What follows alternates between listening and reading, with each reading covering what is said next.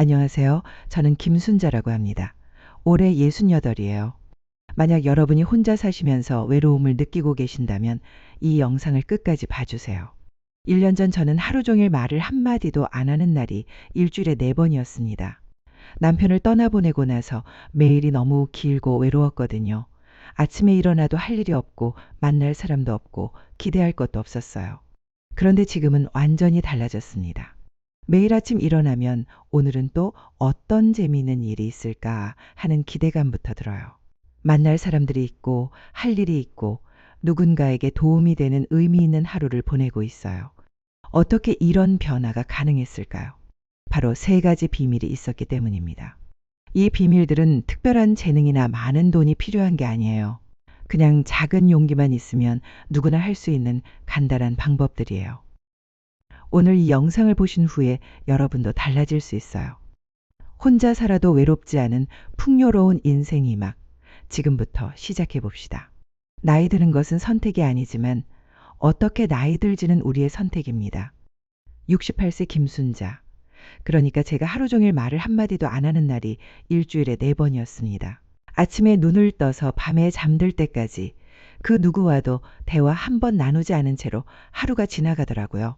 처음엔 뭐 그럴 수도 있지 했는데 그게 1달, 2달 계속되니까 정말 심각한 문제라는 걸 깨달았어요. 만약 여러분도 이런 경험이 있으시다면 이 영상을 끝까지 꼭 보세요. 혼자 살아도 외롭지 않은 3가지 비밀을 알게 될 테니까요. 저는 남편을 떠나보낸 지 1년 3개월이 됐습니다. 42년을 함께 산 사람이 갑작스럽게 세상을 떠나니까 제 인생의 절반이 사라진 것 같았어요. 처음엔 그냥 시간이 약이겠지 생각했는데 점점 더 깊은 구멍에 빠져들고 있다는 걸 느꼈습니다. 그런데 정말 무서운 건 혼자 사는 사람들이 사회적으로 고립되어 가는 과정에는 명확한 3단계 신호가 있다는 거예요. 저도 그때는 몰랐지만 지금 돌이켜보니까 정말 정확하게 그 단계들을 거쳤더라고요. 첫 번째 신호는 신체적 변화입니다. 아침에 일어나도 식욕이 없어요. 평소에는 2사람분 식사를 준비하느라 바빴는데 갑자기 혼자분만 해야 하니까 감이 안 잡히더라고요. 반찬도 자꾸 많이 만들게 되고 그러면 며칠째 똑같은 걸 먹게 되죠. 나중에는 아예 귀찮아서 라면으로 때우거나 아예 거르는 날이 많아졌습니다. 잠도 제대로 못 잤어요. 42년 동안 옆자리에 누군가 있었는데 갑자기 그 자리가 비니까 적막해서 잠이 안 오더라고요. 남편이 코를 골았거든요. 그 소리가 싫을 때도 있었는데 막상 그 소리가 없으니까 새벽 2시, 3시까지 뒤척이다가 겨우 잠들곤 했죠. 그러다 보니까 자연스럽게 기력도 떨어졌어요. 평소 같으면 집안일도 척척하고 동네 산책도 나갔는데 점점 그런 의욕이 사라지더라고요. 하루 종일 소파에 앉아서 TV만 보게 되었습니다. 2번째 신호는 정서적 변화입니다. 우울감이 찾아왔어요. 특별한 이유도 없이 그냥 마음이 무겁고 답답했습니다. 아침에 일어나면 오늘 뭘 하면서 보내지? 하는 생각부터 들어요. 할 일도 없고 만날 사람도 없고 기대할 것도 없으니까 하루가 너무 길게만 느껴졌죠. 불안감도 생겼어요. 갑자기 아플 때가 가장 무서웠어요. 어느 날 새벽에 배가 아팠는데 평소 같으면 남편을 깨워서 여보, 나 배 아픈 것 같아 할 수 있었거든요. 그런데 혼자니까 누구한테 말할 수도 없고 내가 여기서 쓰러지면 누가 알아줄까 하는 생각에 밤새 불안했어요. 무기력감도 심했습니다. 내가 뭘 해도 소용없다. 나 같은 늙은이가 뭘 할 수 있겠어. 이런 생각들이 자꾸 들더라고요. 평소에 좋아하던 일들도 재미가 없어지고 뭘 해도 의미가 없다고 느껴졌어요. 3번째 신호는 사회적 변화입니다. 사람들과의 연결이 하나씩 끊어지기 시작했어요. 처음에는 친구들이 안부 전화를 해줬는데 제가 점점 전화 받는 게 귀찮아지더라고요. 뭐라고 대답해야 할까? 괜히 내 우울한 이야기를 들려드리면 안 되는데 하는 생각에 아예 전화를 받지 않게 되었습니다. 외출하는 것도 줄어들었어요. 어차피 갈 곳도 없고 만날 사람도 없으니까 집에만 있게 되더라고요. 평소에는 장 보러도 나가고 동네 산책도 했는데 점점 그런 것도 귀찮아졌어요. 며칠째 집 밖으로 나가지 않는 날들이 많아졌습니다.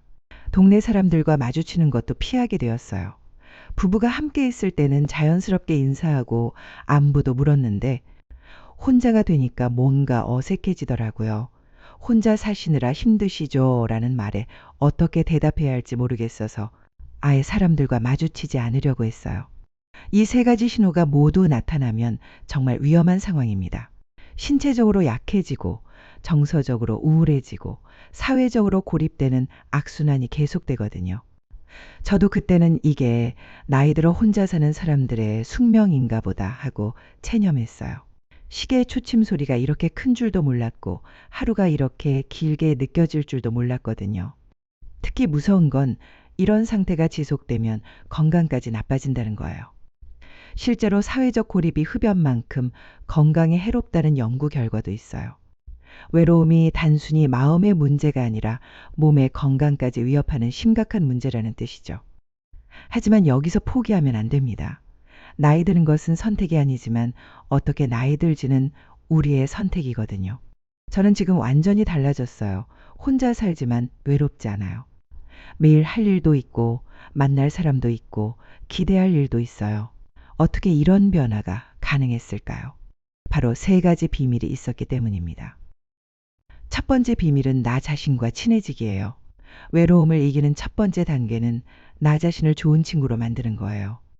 혼자 있는 시간을 즐길 줄 알게 되면 외로움이 고독으로 바뀝니다. 두 번째 비밀은 가족과 이웃의 끈 다시 잇기예요.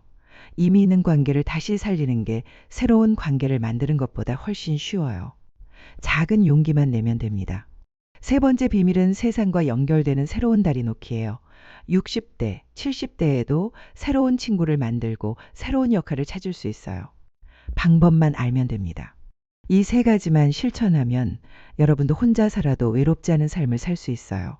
저 김순자가 그 증명이거든요. 1년 전만 해도 하루 종일 말 한마디 안 하고 지냈던 제가 지금은 매일 웃으면서 살고 있어요.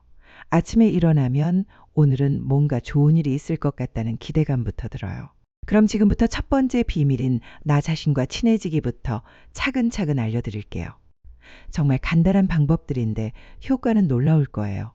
혹시 지금 여러분도 제가 겪었던 그 세 가지 신호 중 하나라도 경험하고 계시나요? 그렇다면 이미 첫 번째 단계는 끝났어요. 문제를 인식하는 것만으로도 절반은 해결된 거거든요. 나이 드는 것은 선택이 아니지만 어떻게 나이 들지는 우리의 선택입니다. 지금부터 함께 그 선택을 해보시죠. 외로움을 이기는 첫 번째 단계는 나 자신과 친해지는 것입니다.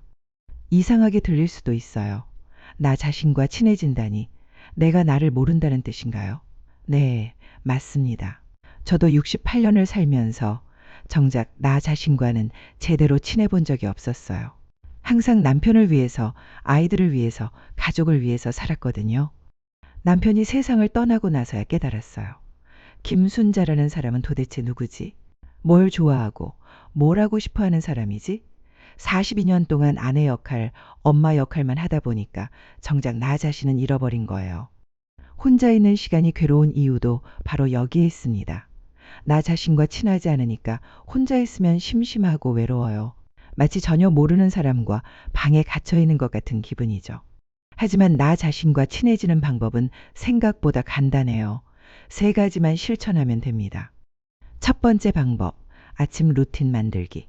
저는 남편이 떠나고 나서 아침이 가장 힘들었어요. 평소 같으면 남편 아침 준비 도와드리고 배웅하느라 바빴는데 갑자기 할 일이 없어지니까 아침부터 무기력해지더라고요. 침대에서 일어날 이유도 없고 하루를 시작할 동기도 없었어요. 그러다가 우연히 깨달았습니다. 아침을 어떻게 시작하느냐가 하루 전체를 좌우한다는 걸요. 지금 제 아침 루틴을 말씀드릴게요. 매일 아침 7시에 일어나서 가장 먼저 하는 일이 있어요. 침실 창문을 활짝 열고 깊게 숨을 쉬는 거예요. 오늘도 새로운 하루가 시작됐구나 하면서 말이에요. 그 다음엔 15분 동안 간단한 스트레칭을 해요. 유튜브에서 시니어용 스트레칭 영상을 찾아서 따라하는데 처음엔 5분도 힘들었어요. 하지만 조금씩 늘려나가니까 지금은 15분도 거뜬해요. 몸이 풀리면서 기분도 좋아지더라고요. 스트레칭을 마치면 화장실에 가서 거울을 봐요. 그리고 제 자신에게 이렇게 말해요. 순자야, 오늘도 화이팅! 처음엔 정말 어색했어요. 누가 들으면 미쳤다고 할까봐 작은 소리로 중얼거렸죠. 그런데 2주 정도 지나니까 자연스러워지더라고요. 이 간단한 루틴만으로도 하루가 완전히 달라졌어요. 아침에 일어나는 게 괴롭지 않아졌고 하루를 시작할 에너지가 생겼어요. 매일 같은 시간에 같은 일을 반복하니까 하루에 리듬이 생긴 거죠. 여러분도 지금 당장 시작해 보세요. 너무 거창하게 생각하지 마시고 아주 작은 것부터요. 아침에 일어나서 창문 열고 좋은 아침이야. 한마디만 해도 달라져요. 두 번째 방법, 혼자 하는 즐거움 찾기. 남편과 함께 있을 때는 혼자만의 시간이 거의 없었어요. 항상 남편 중심으로 돌아가는 생활이었죠. 남편이 보고 싶어 하는 TV 프로그램 보고 남편이 좋아하는 음식 해 먹고 남편 스케줄에 맞춰 살았어요. 그런데 혼자가 되니까 갑자기 자유시간이 엄청 많아진 거예요. 문제는 그 시간을 어떻게 채워야 할지 모르겠더라고요. 그래서 처음에는 그냥 TV만 봤어요. 아침부터 밤까지 채널만 돌리면서요. 어느 날 문득 생각했어요. 내가 정말 좋아하는 게 뭘까? 남편을 위해서가 아니라, 아이들을 위해서가 아니라 오직 나만을 위한 즐거움 말이에요. 곰곰 생각해 보니까 젊었을 때 노래 부르는 걸 좋아했던 기억이 났어요. 라디오에서 트로트가 나오면 따라 부르곤 했는데 결혼하고 아이 낳고 하다 보니 언제부터인가 노래를 부르지 않게 됐어요. 그래서 용기를 내서 작은 라디오를 하나 샀어요. 아침에 집안일 할 때 틀어놓고 따라 부르기 시작했죠. 처음엔 목소리가 나오지 않더라고요. 오랫동안 안 불러서 그런지 쉰 소리만 나왔어요. 그런데 며칠 하다 보니까 점점 목소리가 돌아오더라고요. 좋아하는 노래가 나올 때는 정말 신이 나서 따라 부르게 되었어요. 혼자 있는 시간이 지루하지 않아지기 시작한 거죠. 그 다음에는 일기 쓰기를 시작했어요. 거창한 일기가 아니라 그냥 하루에 3줄만 쓰는 거예요. 오늘 날씨가 좋았다. 마트에서 사과가 싸서 3개 샀다. 드라마에서 누가 죽어서 슬펐다. 이런 시시한 내용이라도 괜찮아요. 일기를 쓰다 보니까 신기한 일이 일어났어요. 하루하루가 더 선명하게 기억되기 시작한 거예요. 예전에는 하루가 그냥 지나가기만 했는데 일기를 쓰려고 하루를 되돌아보다 보니까 작은 일들도 의미 있게 느껴지더라고요. 요즘은 새로운 취미도 시도해보고 있어요. 동네 도서관에서 종이접기 책을 빌려와서 따라해보기도 하고 유튜브로 간단한 요리도 배워봐요. 실패할 때도 많지만 그것도 나름 재미있어요. 중요한 건 완벽하게 하려고 하지 않는 거예요. 그냥 재미있으면 되는 거죠. 누가 평가하는 것도 아니고 누구와 경쟁하는 것도 아니니까요. 세 번째 방법, 자기 돌봄 습관 만들기. 혼자 살다 보면 자꾸 대충 하게 돼요. 어차피 누가 보는 것도 아니고 나갈 곳도 없으니까 옷 입는 것도 대충, 머리 손질하는 것도 대충 하게 되죠. 저도 처음 몇 달은 그랬어요. 하루 종일 잠옷 입고 있고 머리는 아무렇게나 묶고 화장은 아예 안 하고 지냈어요. 그러다 보니까 거울 보는 것도 싫어지더라고요. 초라한 제 모습이 보기 싫었거든요. 어느 날 마트에 나갔는데 거울에 비친 제 모습을 보고 깜짝 놀랐어요. 정말 할머니가 되어 있더라고요. 물론 나이는 먹었지만 그래도 이렇게까지 초라해 보일 필요는 없잖아요. 그날부터 자기 돌봄을 시작했어요. 자기 돌봄이라고 해서 거창한 게 아니에요. 그냥 나 자신을 소중히 대하는 거예요. 첫 번째로 바꾼 건 식사였어요. 혼자 산다고 해서 라면으로만 때울 이유는 없잖아요. 물론 두 사람분 요리하는 것보다는 어렵지만 그래도 나를 위해서 맛있는 걸 해먹기로 했어요. 마트에 가서 좋아하는 재료들을 골라와요. 꼭 복잡한 요리가 아니어도 돼요. 계란 후라이라도 예쁘게 해서 맛있게 먹으면 그것만으로도 기분이 좋아져요. 나 자신을 위해 정성을 쏟는다는 느낌이 중요한 거죠. 두 번째로 바꾼 건 옷차림이었어요. 집에만 있더라도 깔끔하게 입기로 했어요. 잠옷 말고 제대로 된 옷을 입고 머리도 단정하게 빗고 간단하게라도 화장을 해요. 처음엔 누가 보는 것도 아닌데 뭘이라고 생각했어요. 그런데 막상 해보니까 제 자신을 대하는 태도가 달라지더라고요. 거울을 볼 때마다 오늘 괜찮네 하는 생각이 들고 그러면 하루 종일 기분이 좋아져요. 세 번째로는 자신에게 칭찬하기를 시작했어요. 작은 일이라도 해냈으면 스스로에게 칭찬해줘요. 순자야, 오늘 집안일 정말 잘했네. 순자야, 오늘 산책 나간 거 잘했어. 이런 식으로요. 처음엔 정말 어색했어요. 평생 남에게만 칭찬받으려고 했지 스스로에게 칭찬한 적은 없었거든요. 그런데 계속 하다 보니까 자연스러워지더라고요. 자기 돌봄의 핵심은 나 자신을 소중한 사람으로 대하는 거예요. 내가 나를 소중하게 여기지 않으면 다른 사람도 나를 소중하게 여기지 않아요. 반대로 내가 나를 잘 돌보면 다른 사람들도 나를 더 좋게 봐주더라고요. 2주 후부터 달라지기 시작했어요. 이 세 가지를 시작한 지 2주 정도 지났을 때부터 변화를 느꼈어요. 아침에 일어나는 게 괴롭지 않아졌고 혼자 있는 시간이 심심하지 않아졌어요. 무엇보다도 나 자신이 그리 나쁘지 않은 사람이라는 생각이 들기 시작했어요. 예전에는 혼자 있으면 부정적인 생각만 했어요. 나는 이제 필요 없는 사람이야. 아무도 나를 찾지 않아. 이런 생각들 말이에요. 그런데 나 자신과 친해지고 나니까 그런 생각들이 줄어들었어요. 가장 큰 변화는 외로움이 고독으로 바뀐 거예요. 외로움은 괴롭지만 고독은 평화로워요. 혼자 있어도 편안하고 즐거울 수 있다는 걸 깨달았어요. 물론 처음부터 쉽지는 않을 거예요. 평생 해보지 않은 일이니까요. 하지만 한 가지씩 천천히 시작해 보세요. 아침에 거울 보며 오늘도 화이팅 한마디부터 시작하셔도 돼요. 외로움을 이기는 첫 번째 단계는 나 자신과 친해지는 것입니다. 이것만 해도 벌써 절반은 해결된 거예요. 나 자신이 좋은 친구가 되어주면 혼자 있는 시간이 전혀 무섭지 않아요. 하지만 여기서 끝나면 안 되죠. 이미 우리 주변에 있는 소중한 사람들과의 관계도 다시 살려야 해요. 바로 두 번째 비밀, 가족과 이웃의 끈 다시 잇기입니다. 나이 드는 것은 선택이 아니지만 어떻게 나이 들지는 우리의 선택입니다. 지금부터 여러분도 나 자신과 친해지는 연습을 시작해 보세요. 이미 있는 관계를 다시 살리는 것이 새 관계보다 쉽습니다. 나 자신과 친해지는 법을 익혔다면 이제 두 번째 단계로 넘어가야 해요. 바로 우리 주변에 이미 있는 소중한 사람들과의 관계를 다시 살리는 거죠. 남편이 세상을 떠나고 나서 저는 실수를 했어요. 사람들이 걱정해서 연락을 해줘도 괜찮다. 혼자서도 잘 지낸다고 말하면서 스스로를 고립시켰거든요. 괜히 부담을 주고 싶지 않다는 생각에서였는데 결과적으로는 사람들과의 연결고리를 스스로 끊어버린 셈이었어요. 그런데 6개월 정도 지나서 깨달았습니다. 완전히 새로운 사람을 만나는 것보다는 이미 알고 있는 사람들과의 관계를 회복하는 게 훨씬 쉽다는 거요. 특히 가족들과의 관계가 중요해요. 아이들이 각자 가정을 꾸리고 멀리 살고 있다고 해서 연결이 끊어진 건 아니거든요. 그리고 오랫동안 같은 동네에서 살면서 알게 된 이웃들도 마찬가지예요. 첫 번째, 작은 신호 보내기. 제일 어려운 게 첫 시작이에요. 오랫동안 연락을 안 하다 보면 먼저 연락하기가 부담스러워져요. 갑자기 연락하면 이상하게 생각하지 않을까? 바쁜데 괜히 방해하는 건 아닐까? 이런 생각들이 들거든요. 그래서 저는 아주 작은 신호부터 보내기 시작했어요. 큰딸 미영이에게 처음 보낸 문자가 이거였어요. 미영아, 오늘 날씨가 참 좋네.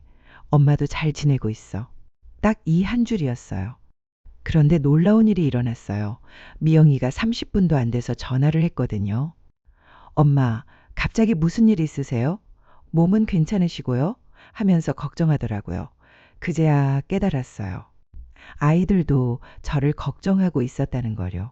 안부 문자를 보낼 때는 몇 가지 요령이 있어요. 너무 무겁지 않게, 부담스럽지 않게 보내는 거예요. 보고 싶다, 외롭다, 이런 말보다는 오늘 마트에서 내가 좋아하던 사과 봤다. TV에서 내 고향 나오더라. 이런 식으로 자연스럽게 연결점을 만들어주는 거죠. 사진 공유도 좋은 방법이에요.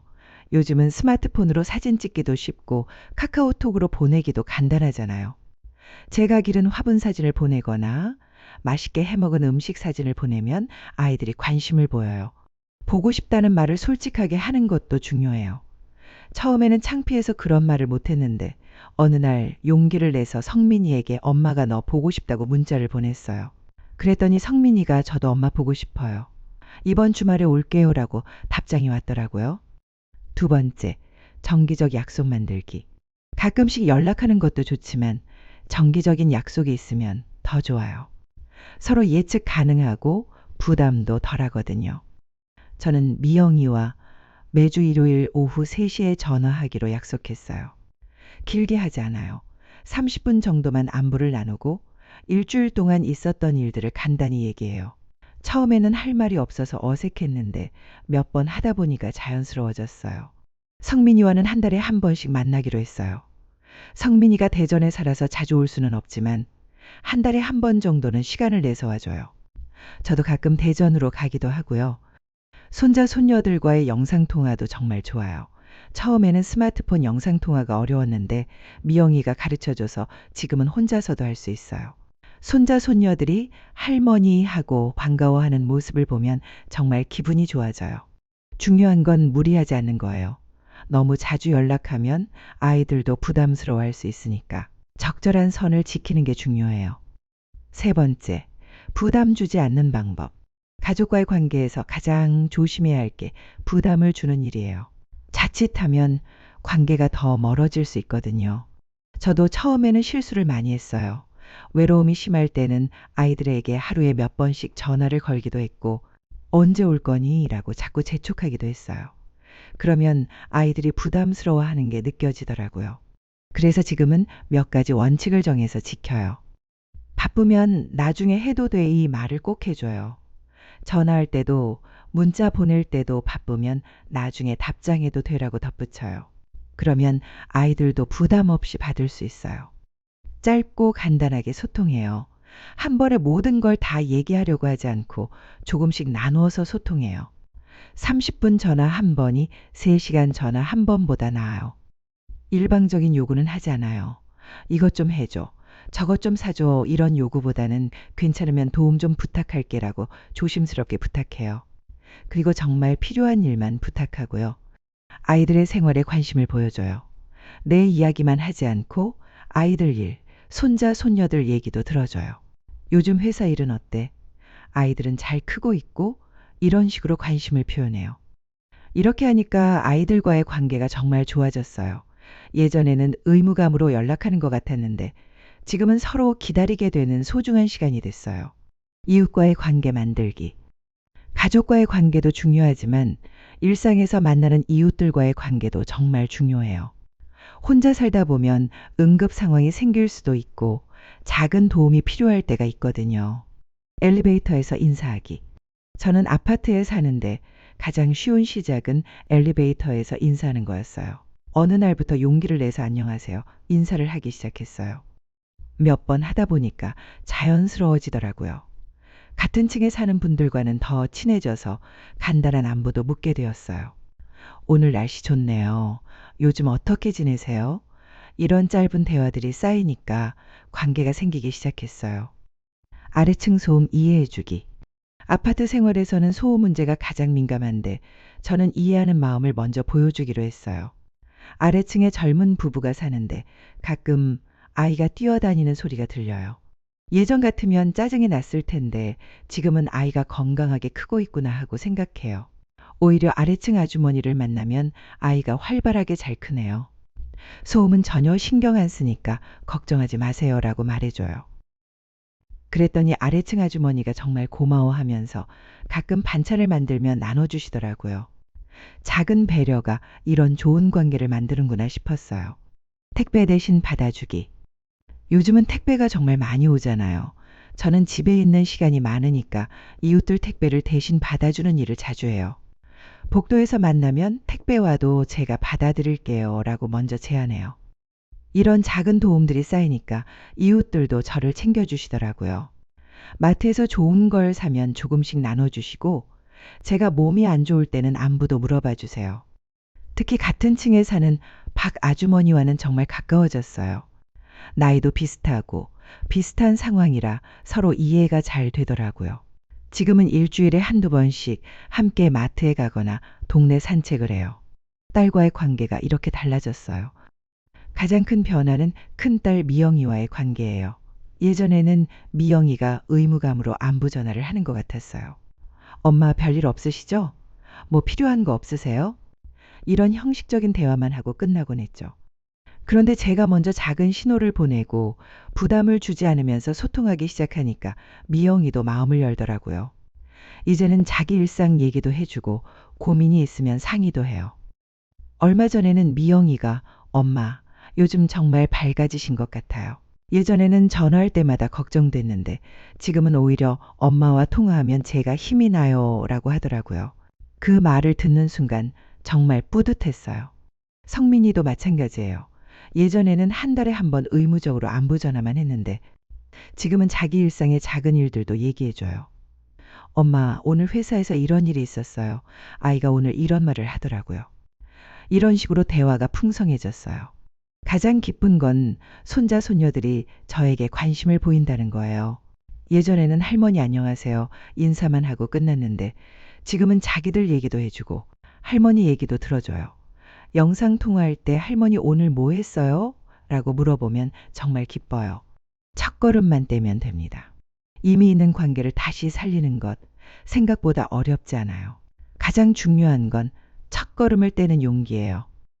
오랫동안 연락 안 한 가족에게 문자 한 통 보내는 것, 엘리베이터에서 이웃에게 인사 한번 하는 것, 이런 작은 행동들이 큰 변화를 만들어내요. 중요한 건 상대방의 입장에서 생각해 보는 거예요. 부담을 주지 않으면서도 관심을 표현하고 일방적이지 않게 소통하는 거죠. 그리고 인내심을 갖는 것도 필요해요. 한두 번의 관계가 회복되지는 않거든요. 꾸준히, 천천히 조금씩 쌓아가는 게 중요해요. 이미 있는 관계를 다시 살리는 것이 새 관계보다 쉽습니다. 하지만 여기서 멈추면 안 되죠. 나 자신과 친해지고 가족과 이웃과의 관계를 회복했다면 이제 더 넓은 세상으로 나아갈 차례예요. 세 번째 비밀은 세상과 연결되는 새로운 다리 놓기입니다. 60대, 70대에도 새로운 친구를 만들고 새로운 역할을 찾을 수 있어요. 그 방법을 지금부터 알려드릴게요. 나이 드는 것은 선택이 아니지만 어떻게 나이 들지는 우리의 선택입니다. 오늘부터 여러분도 가족과 이웃에게 작은 신호를 보내보세요. 60대에도 새로운 친구를 만들고 새로운 역할을 찾을 수 있습니다.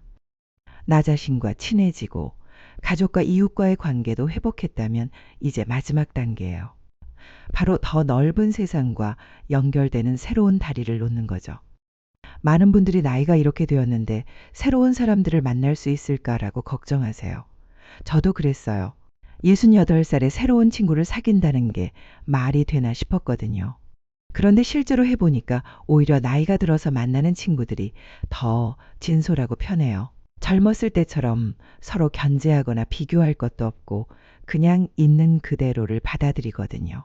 더 중요한 건 사회와 연결되어 있다는 느낌이에요. 내가 여전히 필요한 사람이고 누군가에게 도움이 될 수 있는 사람이라는 걸 깨닫게 돼요. 지금부터 제가 실제로 해본 세 가지 방법을 말씀드릴게요.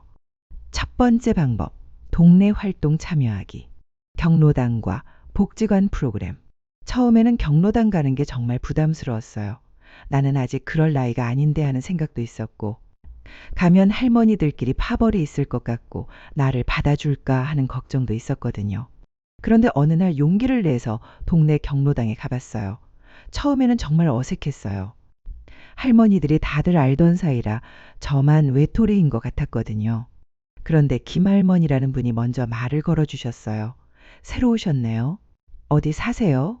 하면서 자연스럽게 대화를 시작해 주셨죠. 그분 덕분에 다른 분들과도 인사할 수 있었어요. 경로당에서는 매일 다른 프로그램이 있어요. 월요일에는 건강체조, 화요일에는 노래교실, 수요일에는 종이접기, 목요일에는 요리교실, 금요일에는 영화 감상 이런 식으로요. 저는 특히 노래교실이 정말 좋았어요. 집에서 혼자 라디오 들으며 노래 부르던 걸 여러 사람과 함께 하니까 더 재미있더라고요. 모르는 노래도 배우고 옛날 추억도 나누고 해서 시간 가는 줄 몰랐어요. 복지관 프로그램도 다양해요. 저는 스마트폰 교실에 참여했어요. 손자, 손녀들과 영상 통화하는 법, 사진 찍어서 보내는 법, 카카오톡 사용법 이런 걸 배웠죠. 처음엔 정말 어려웠는데 몇 번 배우니까 할 수 있더라고요. 동네 걷기 모임 가입. 경로당에서 친해진 분들과 동네 걷기 모임을 만들었어요. 매일 아침 7시에 아파트 단지 앞에서 만나서 1시간 정도 동네를 걸어요. 처음에는 5명으로 시작했는데 지금은 12명까지 늘어났어요. 연령대도 다양해요. 60대부터 80대까지 계세요. 걸으면서 자연스럽게 얘기도 나누고 서로 안부도 물어봐요. 걷기 모임의 좋은 점은 부담이 없다는 거예요. 특별한 준비도 필요 없고 돈도 안 들고 그냥 편한 옷 입고 나오면 돼요. 몸이 안 좋으면 안 나와도 되고 여행 가면 쉬어도 되고요. 그런데 신기한 건 매일 만나다 보니까 진짜 가족처럼 가까워졌다는 거예요. 누군가 안 나오면 서로 걱정하고, 좋은 일 있으면 함께 기뻐하고, 힘든 일 있으면 격려해줘요. 아파트 부녀회 활동. 아파트 부녀회도 좋은 활동이에요. 저는 환경정비팀에 참여하고 있어요. 한 달에 2번씩 아파트 화단 정리하고, 쓰레기 분리수거 지도하고, 이런 일들을 해요. 처음엔 내가 이런 일까지 해야 하나 싶었는데 막상 해보니까 보람이 있어요. 내가 사는 곳을 더 좋게 만드는 일에 참여한다는 기분이 좋더라고요. 그리고 부녀의 활동을 하다 보니까 아파트 이웃들과도 더 친해졌어요. 복도에서 마주치면 순자 아줌마, 오늘도 수고하셨어요 라고 인사해 주시는 분들이 늘었어요. 두 번째 방법, 봉사활동으로 보람찾기. 도서관 독서 도우미. 가장 큰 변화를 가져온 건 봉사활동이었어요. 처음에는 내가 누구를 도울 수 있을까 했는데 생각보다 할 수 있는 일들이 많더라고요. 동네 도서관에서 독서 도우미를 모집한다는 공고를 봤어요. 어린이들 책 읽어주는 일이었는데 내가 할 수 있을까? 망설였지만 용기를 내서 신청했어요. 처음 아이들 앞에 섰을 때는 정말 떨렸어요. 손자, 손녀들과는 다르게 전혀 모르는 아이들이었거든요. 그런데 막상 책을 읽어주기 시작하니까 아이들이 집중해서 들어주더라고요. 할머니 목소리가 정말 좋아요. 다음에 또 읽어주세요. 하는 아이들의 말을 들으면 정말 기뻐요. 내가 누군가에게 필요한 사람이라는 느낌을 받을 수 있어서 너무 좋았어요. 지금은 일주일에 2번, 한 번에 1시간씩 도서관에 가요. 아이들도 저를 기다려주고 도서관 직원분들도 정말 잘해주세요. 급식소 봉사. 친구 김할머니의 소개로 무료 급식소 봉사도 시작했어요. 한 달에 4번, 토요일마다 가서 어르신들께 식사를 대접하는 일이에요. 처음에는 설거지나 청소 같은 간단한 일부터 시작했어요. 그러다가 점점 익숙해지면서 배식하는 일도 하게 되었고요. 가장 기억에 남는 건 한 할아버지의 말씀이에요. 고맙습니다. 덕분에 따뜻한 밥 먹었어요 라고 하시는데 정말 뭉클했어요. 내가 작은 일이라고 생각한 게 누군가에게는 정말 큰 의미였던 거죠. 봉사를 하다 보니까 제 자신이 얼마나 복받은 사람인지 깨달았어요. 집도 있고, 아이들도 있고, 건강도 있고, 당연하게 생각했던 것들이 얼마나 소중한지 알게 됐죠. 어린이 등하교 지도. 학교 앞에서 어린이 등하교 지도도 하고 있어요. 아침 7시 30분부터 8시 30분까지, 오후 2시부터 3시까지 학교 앞 횡단보도에서 아이들이 안전하게 길을 건널 수 있도록 도와주는 일이에요. 처음에는 내가 이런 일을 할 수 있을까 걱정했는데 교육을 받고 나니까 할 만하더라고요. 형광조끼 입고 안전깃발 들고 서 있으면 아이들이 할머니 안녕하세요 하며 인사해줘요. 특히 기억에 남는 아이가 있어요. 1학년 여자아이인데 매일 할머니 오늘도 고마워요 라고 인사해줘요. 그 아이 엄마도 덕분에 안심하고 아이를 학교에 보낼 수 있어요 라고 고마워하시더라고요. 이 일을 하면서 제가 사회의 일원이라는 느낌을 강하게 받았어요. 작지만 중요한 역할을 하고 있다는 자부심도 생겼고요. 세 번째 방법, 취미 모임 만들기. 같은 관심사, 사람들과 모임. 경로당에서 만난 분들 중에 뜨개질을 좋아하시는 분들이 계셨어요. 그래서 함께 뜨개질 모임을 만들었어요. 일주일에 한 번씩 만나서 함께 뜨개질하고 서로 기법도 알려주고 해요. 처음에는 단순한 뜨개질 모임이었는데 점점 발전했어요. 우리가 뜬 모자나 목도리를 어려운 이웃들에게 전달하는 일도 하게 되었거든요. 취미가 봉사활동으로 이어진 거죠. 지금은 8명이 정기적으로 모여요. 나이도 다양하고 사는 곳도 다르지만 뜨개질이라는 공통 관심사 때문에 금방 친해졌어요. 온라인 커뮤니티 참여. 스마트폰을 배운 후에는 온라인 활동도 시작했어요. 네이버 카페에서 시니어 건강정보라는 카페에 가입했어요. 건강관리법, 운동법, 요리법 이런 정보들을 나누는 곳이에요. 처음에는 그냥 보기만 했는데 점점 댓글도 달고 제 경험담도 올리게 되었어요. 온라인이지만 같은 관심사를 가진 분들과 소통하니까 정말 좋더라고요. 카카오톡 단체방도 여러 개 참여하고 있어요. 걷기 모임 단체방, 뜨개질 모임 단체방, 경로당 단체방 이런 것들이요. 매일 안부 인사도 나누고 좋은 정보도 공유해요. 평생학습센터 수업 듣기. 구청에서 운영하는 평생학습센터에서 수업도 듣고 있어요. 저는 생활 원예 수업을 들었어요.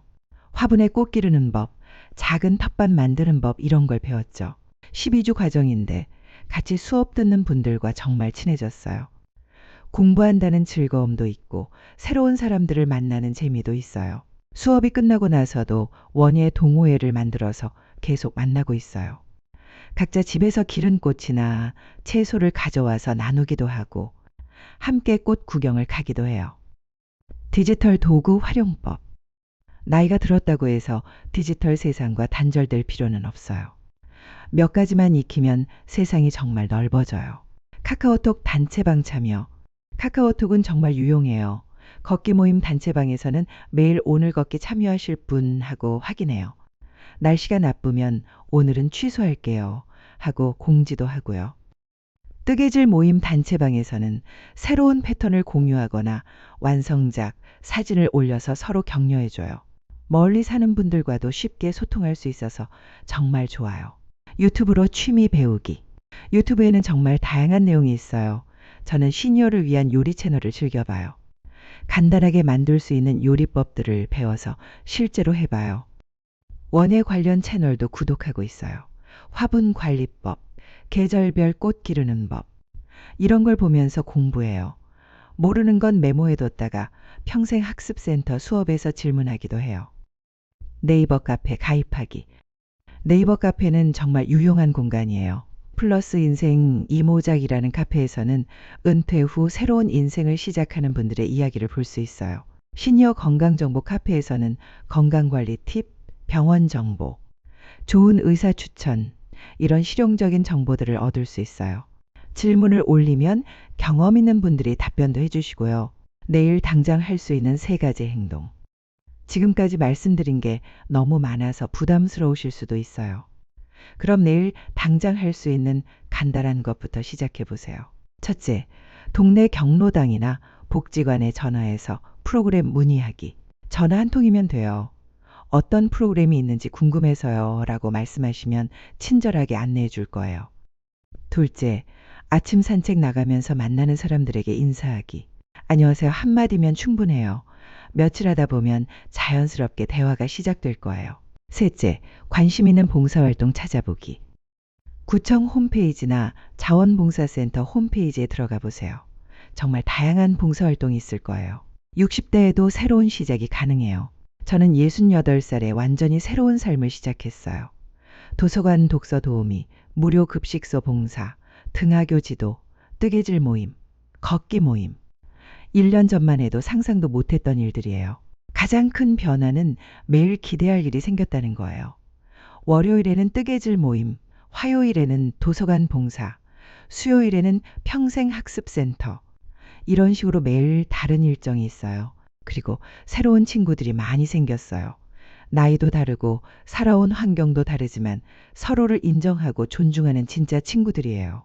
무엇보다 내가 여전히 필요한 사람이라는 자신감을 얻었어요. 누군가에게 도움이 될 수 있고 사회에 기여할 수 있다는 느낌이 정말 소중해요. 60대에도 새로운 친구를 만들고 새로운 역할을 찾을 수 있습니다. 방법만 알면 되고 용기만 내면 되거든요. 이제 마지막으로 지금까지 말씀드린 3가지 비밀을 어떻게 실천할 수 있는지, 그리고 1년 후 여러분의 삶이 어떻게 달라질 수 있는지 총정리해서 말씀드릴게요. 나이 드는 것은 선택이 아니지만 어떻게 나이 들지는 우리의 선택입니다. 오늘부터 여러분도 세상과 연결되는 새로운 다리를 놓아보세요. 나이 드는 것은 선택이 아니지만 어떻게 나이 들지는 우리의 선택입니다. 지금까지 제가 경험한 3가지 비밀을 모두 말씀드렸어요. 혹시 기억하시나요? 첫 번째 비밀은 나 자신과 친해지기였습니다. 아침 루틴 만들기, 혼자 하는 즐거움 찾기, 자기 돌봄 습관 만들기. 이것만으로도 외로움이 고독으로 바뀔 수 있어요. 두 번째 비밀은 가족과 이웃의 끈 다시 잇기였습니다. 작은 신호 보내기, 정기적 약속 만들기, 부담 주지 않는 방법. 이미 있는 관계를 다시 살리는 건 생각보다 어렵지 않아요. 세 번째 비밀은 세상과 연결되는 새로운 다리 놓기였습니다.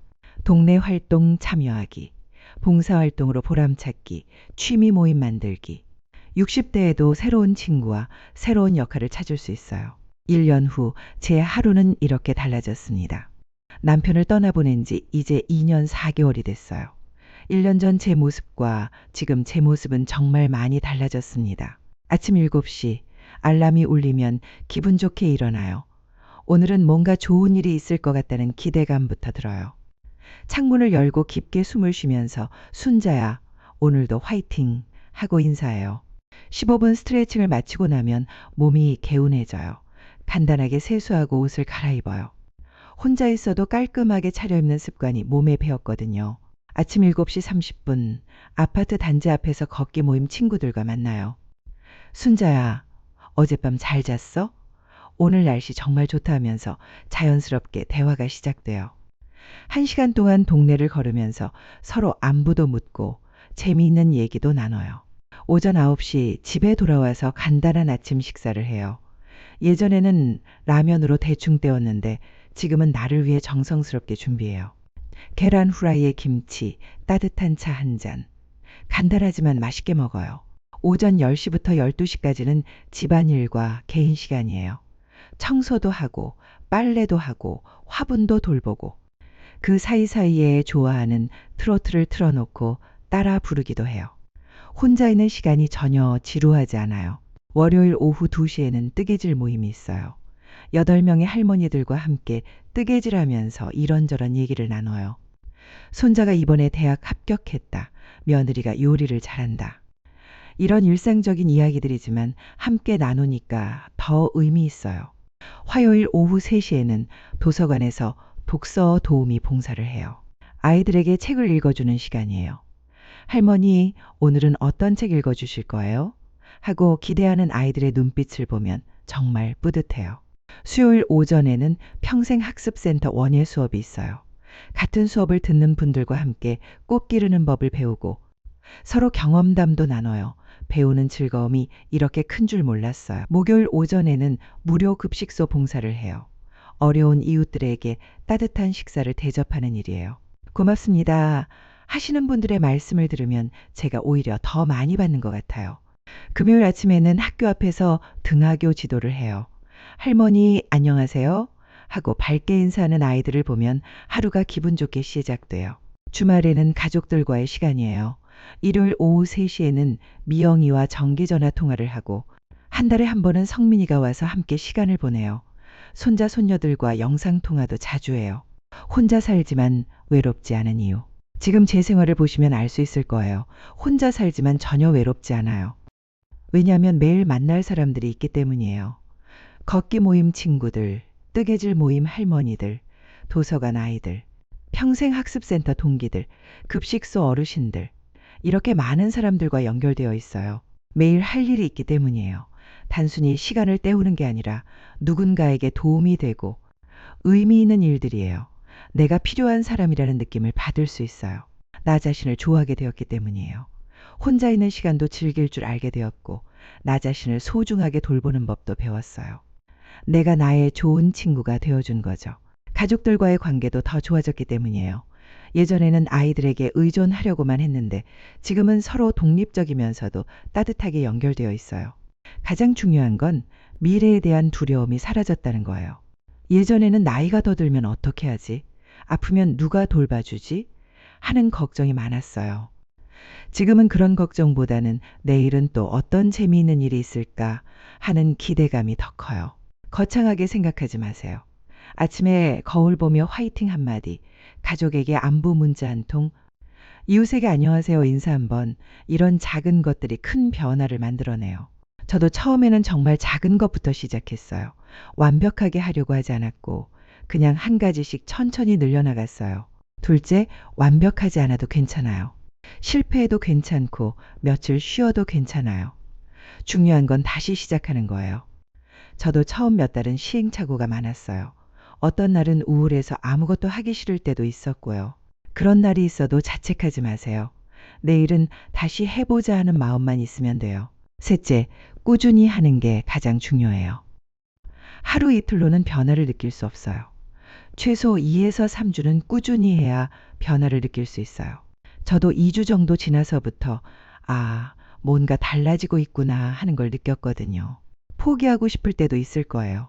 그럴 때는 나이 드는 것은 선택이 아니지만 어떻게 나이 들지는 우리의 선택이다 라는 말을 떠올려 보세요.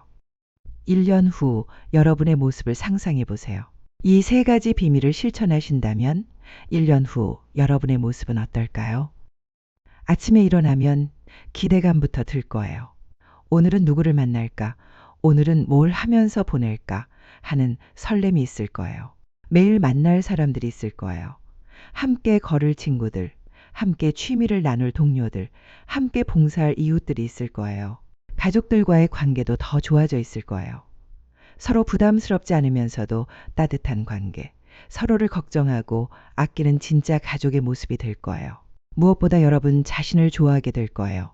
나이가 들었어도 여전히 매력적이고 누군가에게 필요한 사람이라는 자신감이 생길 거예요. 외로움은 고독이 되고 고독은 평화가 될 거예요. 혼자 있어도 편안하고 혼자서도 즐거울 수 있는 사람이 될 거예요. 저는 68살에 완전히 새로운 인생을 시작했어요. 인생 2막이 인생 1막보다 더 풍요롭고 의미 있어요. 물론 쉽지 않았어요. 남편을 떠나보내고 6개월 동안은 정말 힘들었거든요. 하지만 그 힘든 시간을 견뎌내고 용기를 내서 변화를 시작하니까 이렇게 달라질 수 있었어요. 여러분도 할 수 있어요. 나이는 숫자일 뿐이에요. 60대든 70대든 심지어 80대라도 새로운 시작은 가능해요. 중요한 건 나도 할 수 있다는 믿음이에요. 그리고 작은 것부터 시작하는 용기예요. 나이 드는 것은 선택이 아니지만 어떻게 나이 들지는 우리의 선택입니다.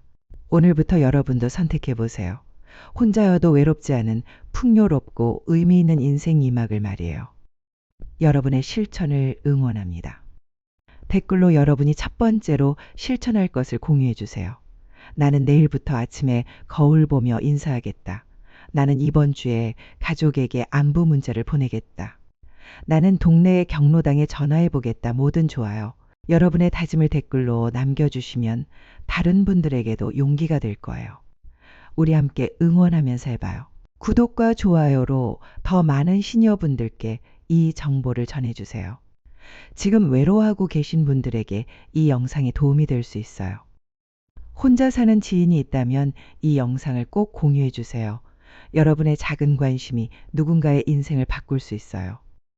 여러분의 인생 2막 저와 함께 시작해봐요. 혼자여도 외롭지 않은 매일매일 기대가 되는 그런 삶을 살 수 있어요. 오늘부터 시작입니다. 여러분도 할 수 있어요.